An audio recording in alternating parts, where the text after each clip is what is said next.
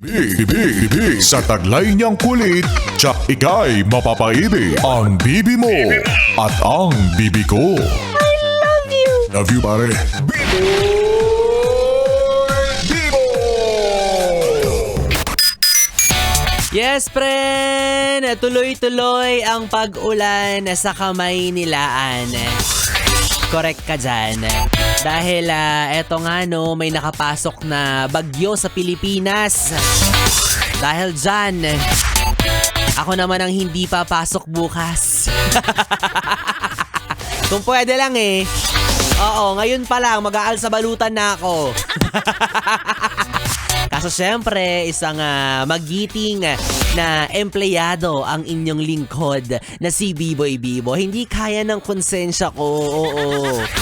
Hindi ko kinakaya na, alam mo yun, na-absent ako sa trabaho, tapos sa bahay, hila-hilata lang ako. Hindi ganon.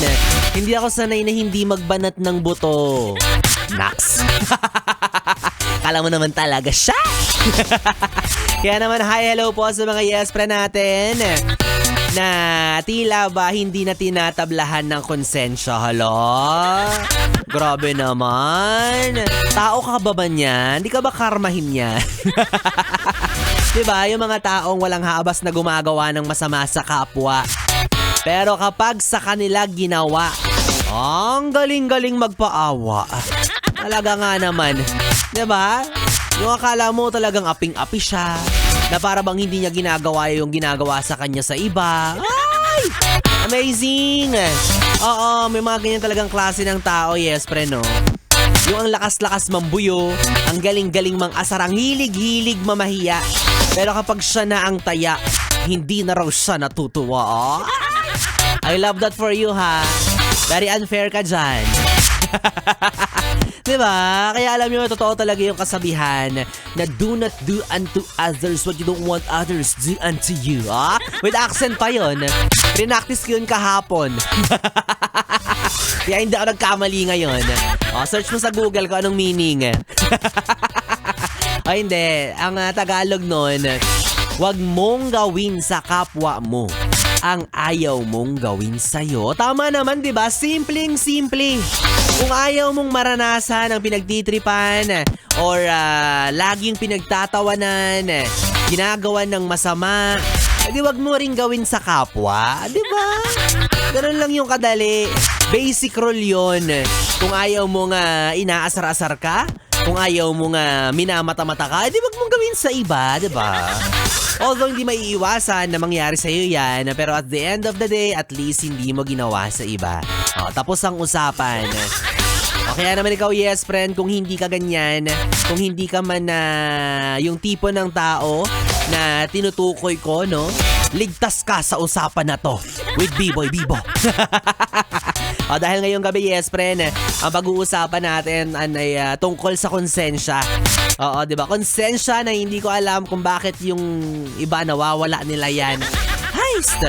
Yung mga nagnanakaw sa bayan. Wala nang konsensya yan. Ay nako. Well, anyways, buti pa ako may konsensya pa ako, no? Dahil ikaw nga sa inyo, kung walang konsensya si Biboy Bibo, hindi na ako pumasok sa trabaho dahil may bagyo. Kaso wala diba? Napatunayan ko pa rin talaga na malakas pa rin ang aking kabutihang loob, ang aking konsensya, dahil naalala ko bigla si Sexy Megan. Sabi ko, kawawa naman yung boss ko kapag di ako pumasok sa trabaho. Siya talaga yung top of mind. Sarap lang, baka nakikinig siya ngayon. Baka wala siyang konsensya today, tanggalin niya ako bukas. Ay nako, well anyways mga yes friend, para patunayan sa inyo na talaga namang merong konsensya si Biboy Bibo. Eto na, pwede naman 'di ba na hindi ko ibigay sa inyo yung premyo, pero gagawin ko pa rin. Ibibigay ko pa rin yung tumataginting na 500 piso. Wow, parang utang na loob nyo pa.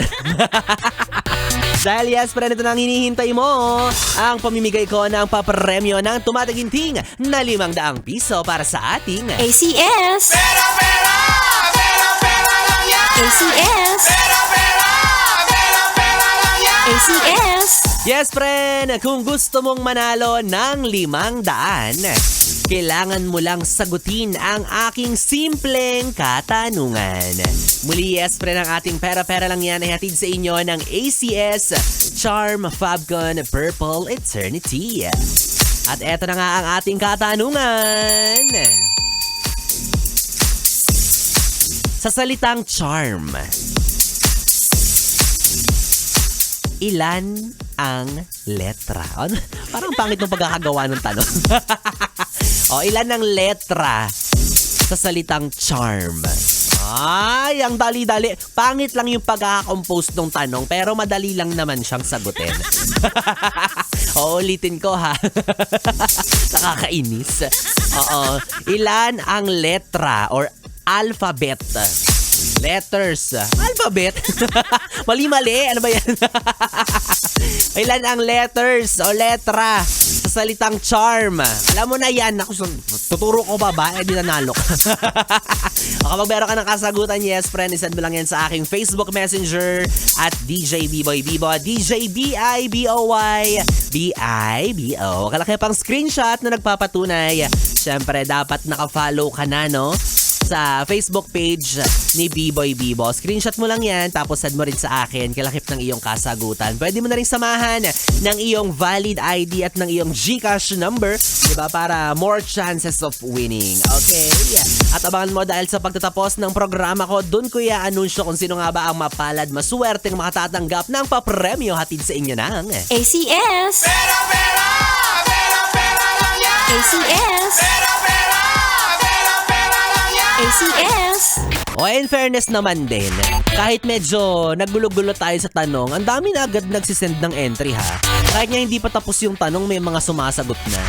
Nakikita mo talaga kung sino yung mga palasagot dito. Yes, friend, nabangan ko yung entry mo ha. Sumagot ka dahil mamaya i-announce ko dahil, di ba, 500 pesos din yan.